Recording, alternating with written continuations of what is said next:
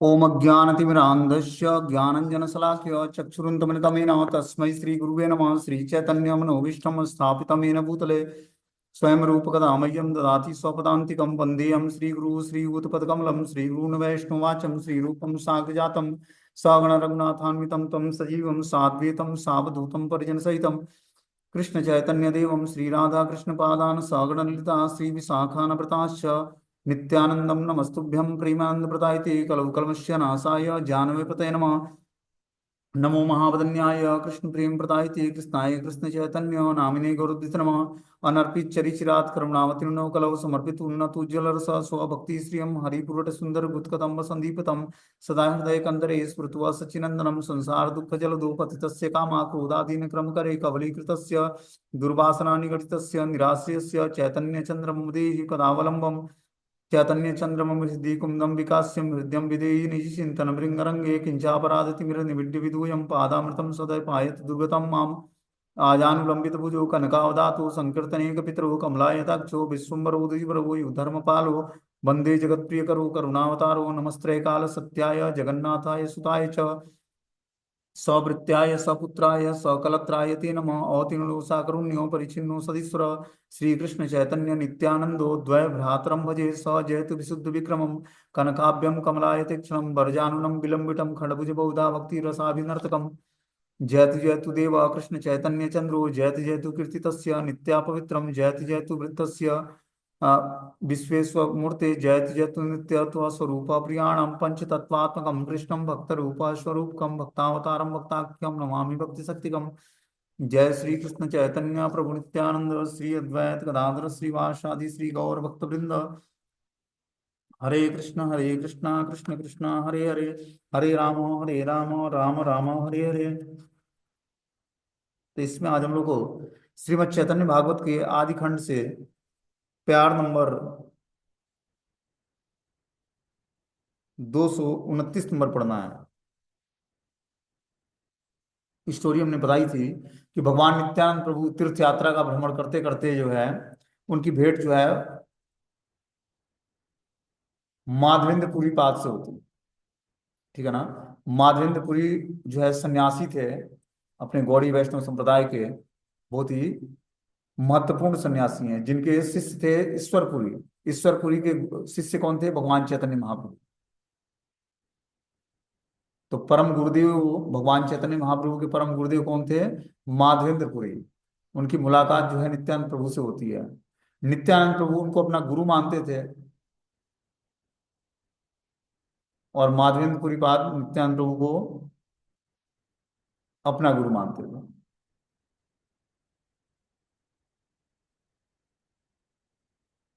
बोलते हैं नित्य शुद्ध ज्ञानवत्य वैष्णव सकल तबे ये कलह देखा सब कौतूहल। क्योंकि सभी वैष्णव नित्य शुद्ध ज्ञानवान हैं, उनके भीतर तो तुम कलह देखते हो, वह सब उनका कौतुक है। नित्यानंद की आपात प्रतीतिमान निंदा के छल से अद्वैत प्रमुख प्रमुख गौर भक्तों का जो उनके साथ कलह अभिमान है, उसे श्री नित्यानंद के प्रति जीव का सेवा उल्लास उत्पादन या वर्धन करने के लिए ही समझना होगा। क्योंकि सभी गौर भक्त नित्य शुद्ध और शुद्ध तत्व ज्ञानवान हैं, उनके अंदर कोई भी अज्ञान अर्थात विष्णु वैष्णव के प्रति द्वंद्व विमुखता या विरोध भाव नहीं रह जाता। क्या बोलते हैं कि जो व्यक्ति नित्यानंद प्रभु की शरण ग्रहण करेगा, गौर भक्तों की शरण ग्रहण करेगा, उसके अंदर धीरे धीरे जो है शुद्ध तत्व ज्ञानवान हो जाएगा। वो भगवान की शुद्ध भक्ति को जान पाएगा। शुद्ध तत्व क्या है, शुद्ध ज्ञान क्या है, उसको जान पाएगा।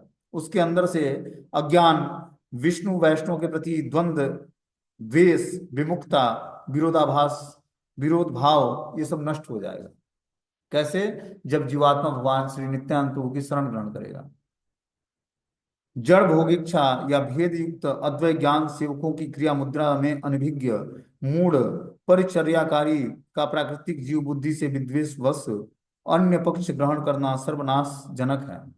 जब व्यक्ति क्या करता है, जड़ भोग इच्छा को स्वीकार करता है, जड़ वस्तु में भोग इच्छा को स्वीकार करता है, जड़ वस्तु में आनंद लेता है। जड़ वस्तु क्या है?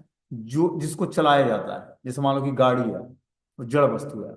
उसको जब एक ड्राइवर बैठेगा, उसको स्टार्ट करेगा, रनिंग करेगा, तब वो दौड़ेगा।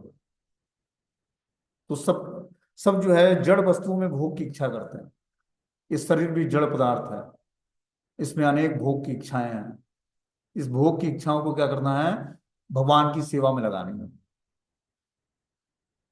तब ये जड़ भौतिक शरीर क्या होगा, आध्यात्मिक शरीर हो जाएगा। अभी जब तक हम इससे भोग की इच्छाओं को तृप्त करते रहेंगे तब तक ये जड़वत बना रहेगा। लेकिन जब इसी शरीर से हम आध्यात्मिक एक्टिविटी करेंगे तब हम भोग की इच्छाओं से निवृत्त हो पाएंगे। ठीक है ना। बोलते हैं कि इथे एक जनेर हया पक्ष ए, अन्य जने निंदा करे क्षय या इसे ही। इसमें जो किसी एक के पक्ष में होकर दूसरे की निंदा करता है उसका अंत में नाश हो जाता है। कोई व्यक्ति एक पक्ष का गुणगान करता है और दूसरे पक्ष की निंदा करता है, ऐसे व्यक्ति का अवश्य ही विनाश होने वाला है। अध्यात्म के रास्ते पर हमें क्या करना पड़ेगा, निंदा करनी बंद करनी पड़ेगी। दूसरे की निंदा चुगली नहीं करना है, क्या करना है, सबको ग्लोरीफाई करना है। और जब हमें किसी के अंदर कमी दिखती है तो उससे हमें क्या करना है, दूरी मेंटेन कर लेना है। किसी की भी कमी को बताने का राइट्स आपके पास नहीं है। आप अपनी कमियों को सुधार सकते हो, दूसरे को सुधार नहीं सकते। दूसरे के अंदर आपको कमी दिखती है, आप उससे दूरी मेंटेन कर लो। ठीक है ना। या जो उसके अंदर अच्छी क्वालिटी दिखता है उसको स्वीकार करिए, जो उसके अंदर गलत क्वालिटी दिखे या गलत बिहेवियर दिखे उसको स्वीकार ना करें आप। बोलते हैं यदि कोई अपने दुर्भाग्य से जड़ भेद बुद्धि बस कृष्ण सुख तत्पर सिद्ध मुक्त भक्तों के प्रेम कला को अपनी अपनी इंद्रिय तर्पण व्याघात क्षुब्ध बद्ध जीवों के परस्पर द्वंद की भांति समझकर एक पक्ष ग्रहण करके दूसरे पक्ष की निंदा करता है, तब उसकी अदूरदर्शिता के फल से सर्वनाश अवश्य संभावी है। बहुत ही टफ हिंदी दिया हुआ है इसमें चैतन्य भागवत में। क्या बोलते हैं, यदि कोई अपने दुर्भाग्य से जड़ भेद बुद्धि वश, मतलब उस व्यक्ति का दुर्भाग्य है और उसकी बुद्धि जो है जड़वत है, ऐसा व्यक्ति कृष्ण सुख तत्पर सिद्ध मुक्त भक्तों के, जो कृष्ण सुख में तत्पर हैं, जो सिद्ध भक्त हैं, भगवान की भक्ति में सिद्धि प्राप्त कर लिए हैं, उनके प्रेम कला को अपनी अपनी इंद्रिय तर्पण व्याघात शुद्ध क्षुब्ध बद्ध जीवों के परस्पर द्वंद की भांति समझकर, कि जो उनमें कृष्ण के प्रति जो प्रेम कला है, कला भी दो प्रकार का होता है। एक होता है भौतिक कला, ठीक है ना, जो भौतिक वस्तुओं से प्राप्त होता है, भौतिक व्यक्तियों से प्राप्त होता है। और एक कला होता है जो भगवान की भक्ति से प्राप्त होता है, कि हम भगवान की भक्ति करते हैं उसमें चिंता लगी होती है कि अब क्या करना है, अब किस तरह भगवान को प्रसन्न करना है। वो क्या है, आध्यात्मिक कला है। उस कला से परम शांति मिलती है। लेकिन जो भौतिक कला है वो क्या करता है, हमारे जीवन को मतलब जीवन में परेशानियां ले आता है। तो आध्यात्मिक कला जो है वो क्या करता है, हमें भक्ति में एडवांसमेंट दिलाता है। आध्यात्मिक कला मतलब आध्यात्मिक चिंता।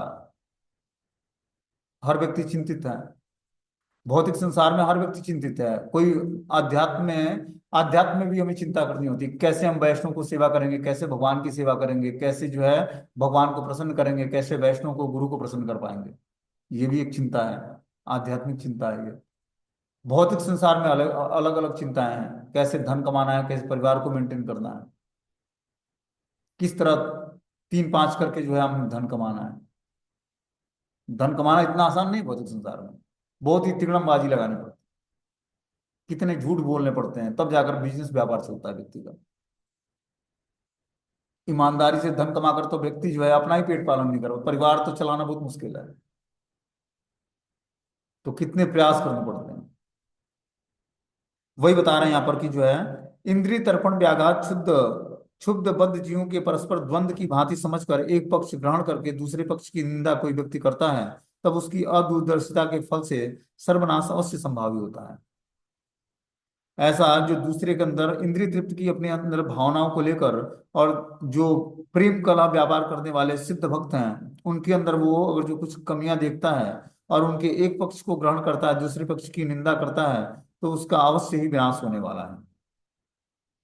बोलते हैं अद्वैत ज्ञान श्री गौर कृष्ण की लीला पुष्टि के लिए जो सब अप्राकृतिक परम पादीय अनुकूल और प्रतिकूल पक्ष अति चमत्कार रूप में उनके प्रति अपनी अपनी अनुराग महिमा वर्धन करते हैं, उसे हृदय गम्य करके करने में असमर्थ होकर यदि कोई भोग बुद्धि द्वारा कर्म विचार से एक की प्रशंसा और दूसरे की निंदा करे, तब उसके द्वारा वे अपना अमंगल और सर्वनाशी साधन बनाएगा।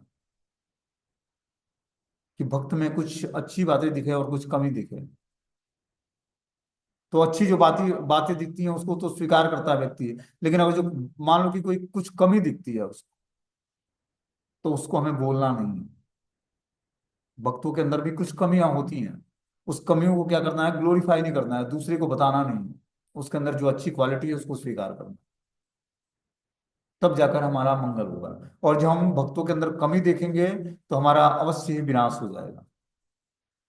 बोलते हैं नित्यानंद स्वरूपे से निंदाना लाओयाय, तान पथे थाकिले से गौर चंद्र पाय। बोलते हैं नित्यानंद प्रभु के प्रति अनिंदक होकर यदि कोई उनके पक्ष का अनुसरण करे तो वह निश्चित रूप से गौरांग महाप्रभु को प्राप्त कर लेगा। और जो गौरांग महाप्रभु को प्रसन्न करना है, प्राप्त करना है, भगवान चैतन्य महाप्रभु को, तो क्या करना पड़ेगा, नित्यानंद प्रभु को ग्लोरीफाई करना पड़ेगा। नित्यानंद प्रभु के प्रति अनिंदक होकर, मतलब नित्यानंद प्रभु की निंदा करने वाला व्यक्ति गौरांग महाप्रभु को प्राप्त नहीं कर सकता है। हमें क्या करना पड़ेगा, नित्यानंद को ग्लोरीफाई करना पड़ेगा, तब जाकर हम चैतन्य महाप्रभु गौर चंद्र को प्राप्त कर लेंगे और प्रसन्न कर पाएंगे। नित्यानंद कौन है, स्वयं बलराम जी हैं। इस कलयुग में भगवान श्री गौरांग महाप्रभु राधा रानी के भाव और अंग क्रांति को स्वीकार करके भगवान कृष्ण ही चैतन्य महाप्रभु के रूप में आते हैं, और बलराम जी नित्यानंद प्रभु के रूप में आते हैं। तो ये भगवान का जो ये नित्यानंद और चैतन्य का स्वरूप है, ये क्या है, महावदन न्याय है। मतलब भगवान बहुत ही करुणा स्वरूप धारण करते हैं। इसमें हर जीवात्माओं को प्रेम प्रदान करने के लिए भगवान चैतन्य महाप्रभु क्या करते हैं, किसी का वध नहीं करते हैं। भगवान श्री कृष्ण जब द्वापर युग में प्रकट हुए भगवान, तो क्या किया उन्होंने, असुरों का विनाश किया और भक्तों का परित्राण किया। ठीक है ना, और धर्म की स्थापना किया। लेकिन कलयुग में भगवान नहीं करते इस तरह से। कलयुग में तो व्यक्ति, एक ही व्यक्ति के अंदर कुछ सात्विक लक्षण भी है, कुछ आसुरी लक्षण भी है। अब उस केस में भगवान किसको मारेंगे और किसकी रक्षा करेंगे।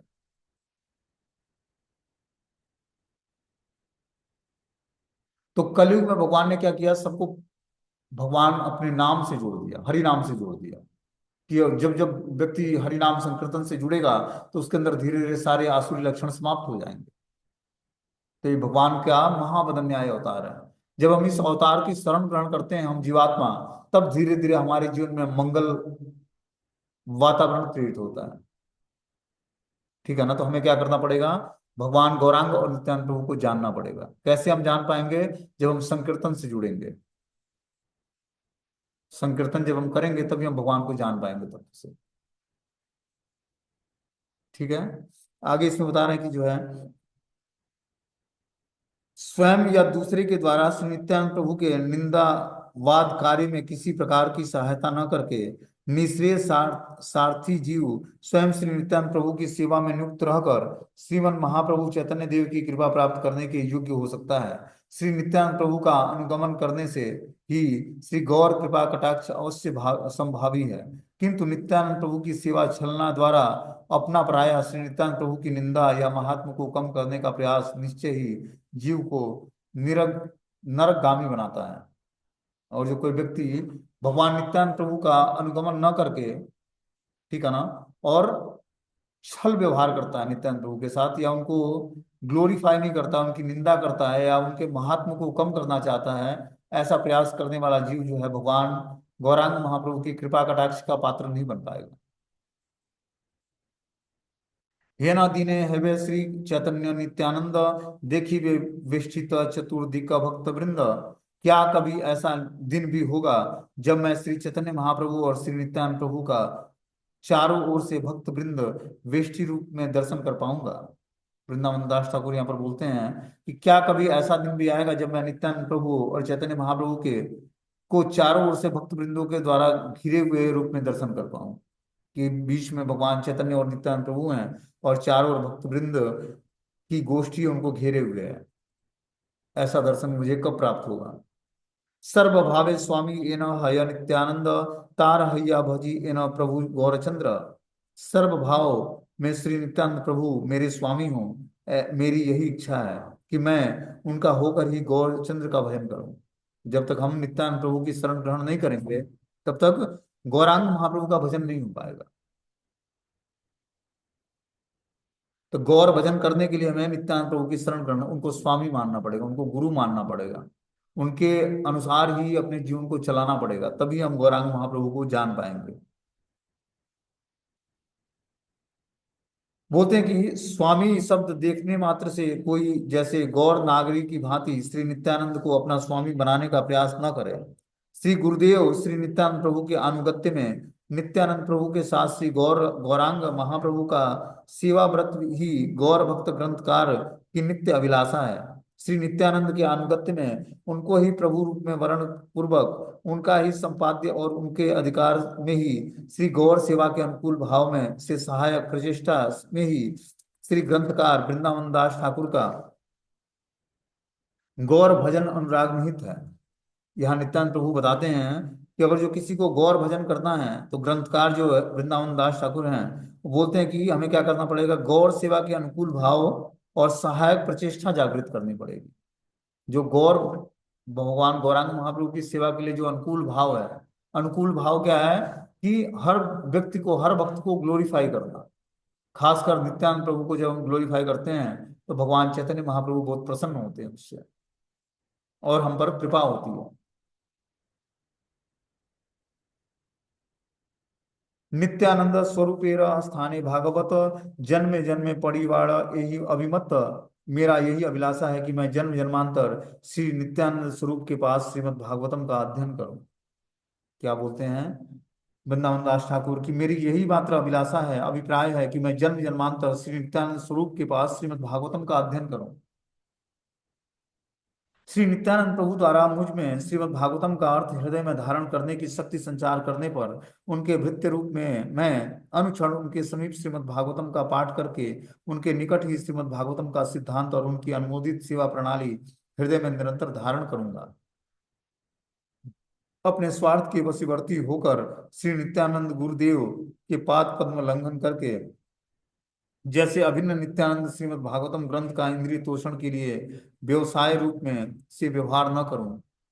क्या बोलते हैं कि जो है, मैं नित्य ही भगवान श्री नित्यानंद प्रभु की शरण ग्रहण करके और उनके समीप बैठकर जो है श्रीमद् भागवतम का पाठ करके उनके निकट श्रीमद् भागवतम का सिद्धांत और अनुमोदित सेवा प्रणाली हृदय में निरंतर धारण करूंगा। श्रीमद् भागवतम पढ़ने का मतलब क्या है कि जो उसमें सेवा की पद्धति बताई गई है श्रीमद् भागवतम के अनुसार, उस पद्धति को हृदय में धारण करना, जो सिद्धांत बताए गए हैं सेवा के। शास्त्र पढ़ने का मतलब है कि इसको प्रैक्टिकली जीवन में उतारना कैसे है, ये हमें समझना है उससे। वो इतिहास नहीं है कि पढ़ा और जो है अकबर बिरबल की कहानी है कि अकबर ने बिरबल को कैसे मूर्ख बनाया और बिरबल ने कैसे अकबर को समझाया। ये स्टोरी नहीं है उसमें। उसमें जो हमने ज्ञान सीखा उसको अपने प्रैक्टिकली जीवन में उतारना कैसे है, ये हमें शास्त्रों से सीखना है। हिस्ट्री में बहुत सारे पढ़ते हैं ना कि बहुत सारे बाबर हुमायूं और क्या क्या बने, दुनिया भर के मुसलमान मुगल बादशाहों का स्टोरी दिया हुआ है, वो उसका पिता, वो उसका पिता। तो इस तरह से नहीं है, हिस्ट्री नहीं है वो क्या है, एक साइंस है। आध्यात्मिक ज्ञान एक साइंस की तरह है, उसको समझना पड़ेगा हमें, तब हम जाकर जो है धीरे धीरे आध्यात्म के रास्ते को समझ पाएंगे अच्छे तरीके से। बोलते हैं कि श्रीमद् भागवतम का सिद्धांत और उनकी अनुमोदित सेवा प्रणाली हृदय में निरंतर धारण करूंगा। जो श्रीमद् भागवतम का सिद्धांत है और क्या है, अनुमोदित सेवा प्रणाली है, उसके अनुसार जो सेवा प्रणाली दी गई है, उसको जब व्यक्ति हृदय में निरंतर धारण करेगा और अपने स्वार्थ के वशीवर्ती होकर श्री नित्यानंद प्रभु गुरुदेव के पाद पद्म का उल्लंघन करके अभिन्न नित्यानंद श्रीमद् भागवतम ग्रंथ का इंद्रिय तोषण के लिए व्यवसाय रूप में व्यवहार न करो। कि क्या करें, हम गुरुदेव का उल्लंघन करके या नित्यानंद से अभिन्न कुछ अलग तत्व को पढ़कर या श्रीमद् भागवतम ग्रंथ का इंद्रिय तोषण के लिए व्यवसाय के रूप में व्यवहार करके, और जो कोई ऐसा करता है तो निश्चित रूप से उसका विनाश हो जाएगा। हम देखते हैं श्रीमद् भागवतम ग्रंथ को लोग कथाओं के माध्यम से बहुत सारे पैसे इकट्ठे करते हैं। एक एक कथाओं को हजार हजार मतलब लाखों रुपए लेते हैं कथा वाचने के। क्या व्यवसाय है, उस कथा से किसी के अंदर पवित्रता नहीं आती है, भक्ति का जागरण नहीं होता है हृदय में। उससे काम क्रोध लोभ मद मात्सर्य और बढ़ जाता है।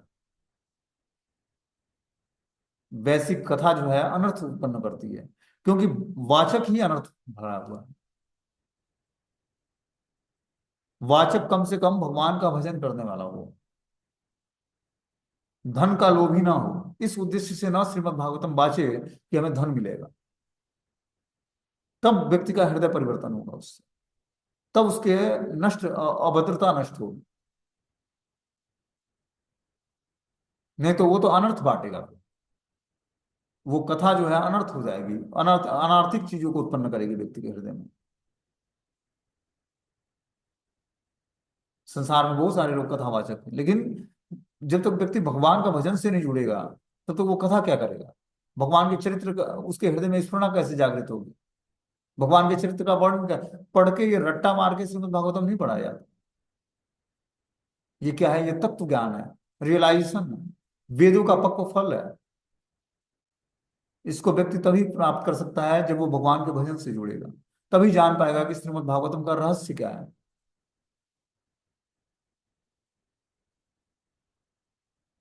तो हमें क्या करना पड़ेगा? जब हम भगवान की भक्ति से जुड़ेंगे और कृष्ण को ही भगवान के रूप में स्वीकार करेंगे, एक निष्ठ भक्ति जागृत करेंगे हृदय में कि भगवान इष्ट आराध्य, भगवान प्राणेश्वर ही हमारे श्री कृष्ण है, उसके लिए फल जो है एक ये निगम कल्पतरु गलितम फलम सुख मुखादेम, जो है निगम कल्पतरु गलितम फलम है श्रीमद् भागवतम कथा, जो भगवान सुखदेव गोस्वामी के मुख से निकला हुआ है।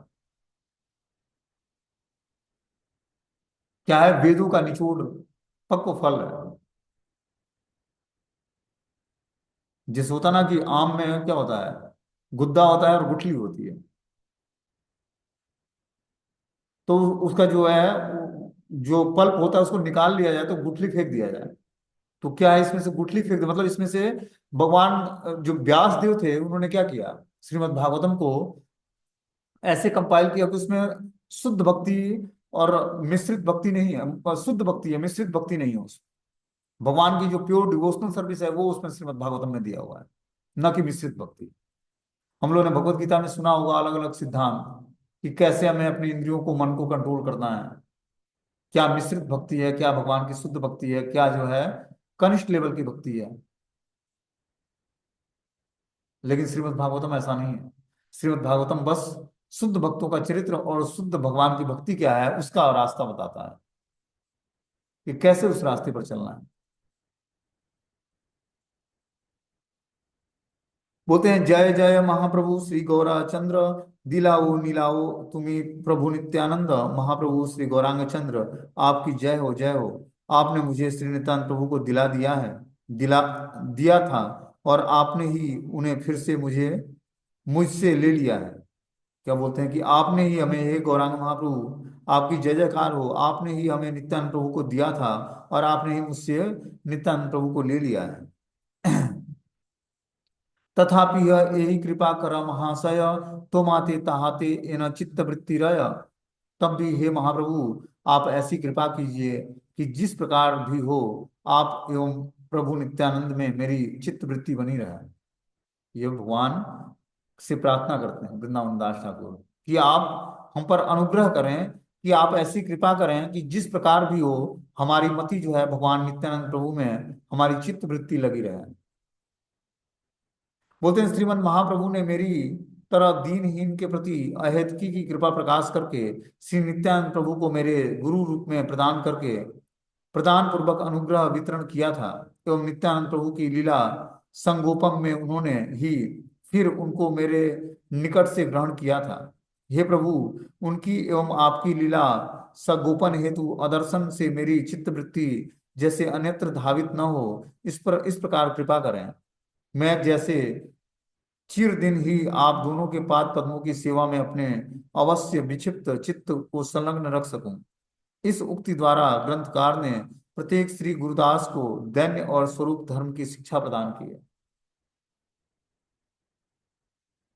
तो बता रहे हैं कि जब व्यक्ति नित्यानंद प्रभु की लीला सगोपन में उन्होंने ही फिर उनको निकट से ग्रहण किया, भगवान चैतन्य महाप्रभु की कृपा से ही गुरु रूप में नित्यानंद प्रभु मिलते हैं। मतलब गुरु का मिलना भगवान चैतन्य महाप्रभु की कृपा से होता है, और गुरु की कृपा से ही भगवान चैतन्य महाप्रभु को प्राप्त कर सकते हैं। ये वाइस वर्सा है। ठीक है ना। बिना की कृपा के गुरु नहीं मिलते हैं, और बिना गुरु कृपा के भगवान नहीं मिलते। तो जब हम नाम जप करते हैं तो भगवान की कृपा से हमें गुरु मिलता है। गुरु कोई व्यक्ति साधा अपने मन से सेलेक्ट नहीं कर सकता है। वो एक माध्यम बना देगा, नाम ही माध्यम बना देगा कि किस गुरु से आपको शिक्षा लेनी है और किस गुरु से आपको दीक्षा लेनी है। आप अपने प्रयास से कितना भी प्रयास कर लोगे, आपको नहीं मिलेगा। लेकिन तीव्रता से नाम जप करोगे तो कौन से आपके लिए गुरु परफेक्ट हैं, वो नाम आपको दिलाएगा। ये भगवान का नाम सब कुछ प्रदान करने वाला है। क्या है नाम? चिंतामणि है। नाम चिंतामणि, चैतन्य रस विग्रह। ये चैतन्य रस का विग्रह है। और चिंतामणि है, चिंतामणि मतलब जो भी हम अपने चिंतन में लाएंगे वो सारी इच्छाओं को पूर्ण कर देगा ये नाम। ऐसा है कृष्ण का नाम।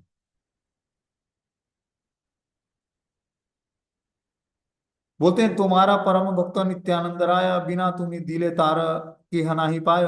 श्री नित्यानंद राय आपके परम भक्त हैं। आपकी कृपा के बिना, अर्थात आपके दिए बिना, उनको कोई नहीं पा सकता है। जब तक चैतन्य महाप्रभु की कृपा नहीं होगी, तब तक हम नित्यानंद प्रभु को प्राप्त नहीं कर सकते हैं। नित्यानंद प्रभु को प्राप्त करने के लिए हमें क्या करना पड़ेगा? चैतन्य महाप्रभु की कृपा की याचना करनी पड़ेगी। तभी हम नित्यानंद प्रभु को प्राप्त कर पाएंगे। बोलते हैं वृंदावन आदि करे कई भ्रमे नित्यानंद, यावत न आपन प्रकाशी गौरचंद्र। बोलते हैं जब तक श्री गौरचंद्र ने अपने को प्रकाशित नहीं किया, तब तक श्री नित्यानंद प्रभु श्री वृंदावन आदि स्थानों में ही भ्रमण करते रहे।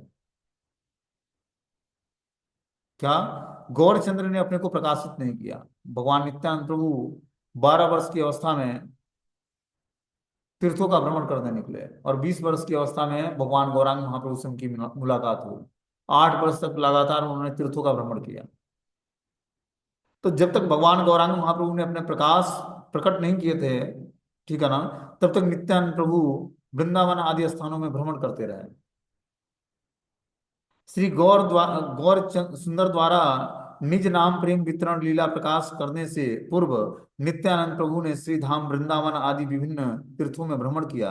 श्री गौर सुंदर ने विद्या विलासिता गूढ़ आत्म गोपन लीला के बाद जब तक अपने अंतरंग भक्तों के निकट अपनी महावदन्याय लीला प्रकाशित नहीं की थी, तब तक श्री नित्यानंद प्रभु ने उनके ही आदर्शन से विरह में कातर होकर समग्र भारतवर्ष के विभिन्न कृष्ण वत्स वत्स स्थलों पर उनके अन्वेषण की लीला प्रदर्शित की थी। कि भगवान नित्यानंद प्रभु जब तक भगवान गौरांग महाप्रभु प्रकट नहीं हुए, तब तक भगवान कृष्ण की जहां जहां लीला स्त्रियां हैं, उन सारे लीला स्त्रियों में भारत भारत भूमि में क्या किया उन्होंने? विरह से कातर होकर, मतलब विरह भाव से सारे लीला स्त्रियों का दर्शन किया उन्होंने। और क्या बता रहे हैं कि विरह में कातर होकर समग्र भारतवर्ष के विभिन्न कृष्ण वत्सल्य स्थानों में उनके अन्वेषण की लीलाओं को प्रदर्शित किया। कि विरह भाव में भगवान कृष्ण की जहां जहां लीला स्थलियां थी, सब लीला स्थलियों का दर्शन किया उन्होंने। विरह कैसा था? भगवान से विक्षोभ होने के कारण जो विरह उत्पन्न होता है। बोलते हैं नित्यानंद स्वरूपेर तीर्थ पर्यटन, यही यहाँ सुने तारे मिले प्रेम धन। श्री कृष्ण चैतन्य नित्यानंद चांद जाना, वृंदावन दास तू तक छु पद युग गाना।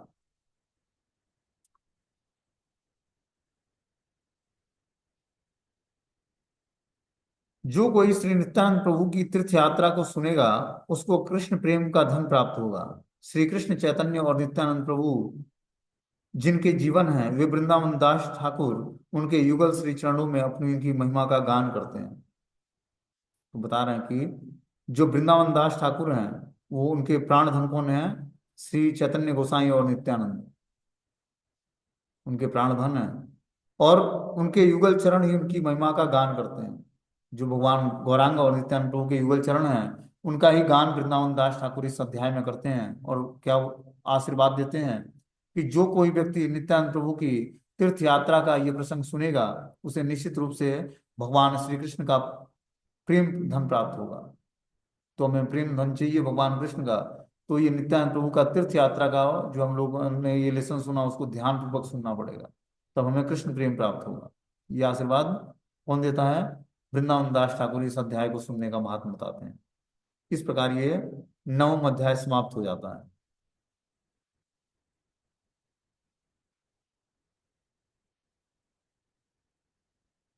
10वां अध्याय।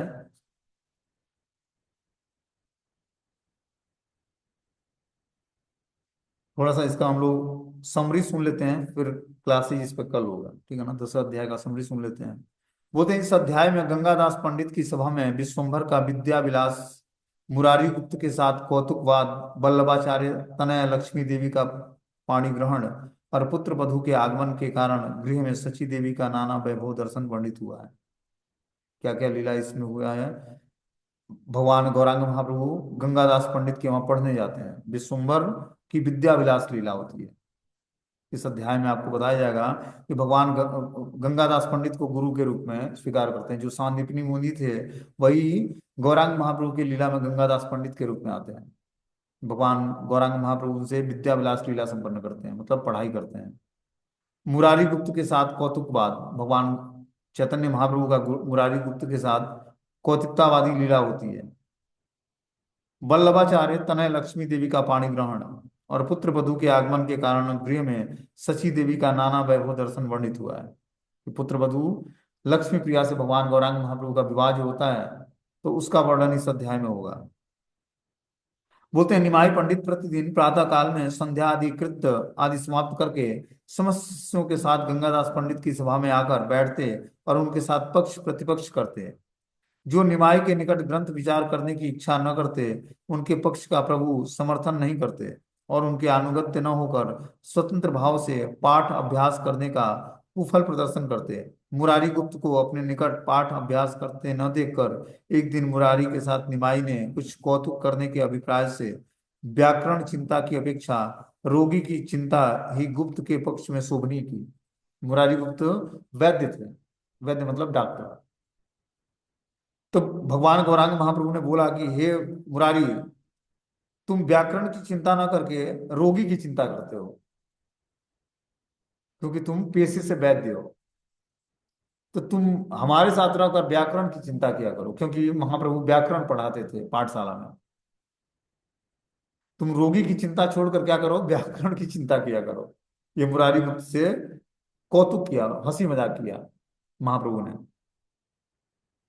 रुद्रांश मुरारी ने तब भी क्रोधित न होकर अपने विद्वत्ता की परीक्षा करने के लिए निमाई से कहा।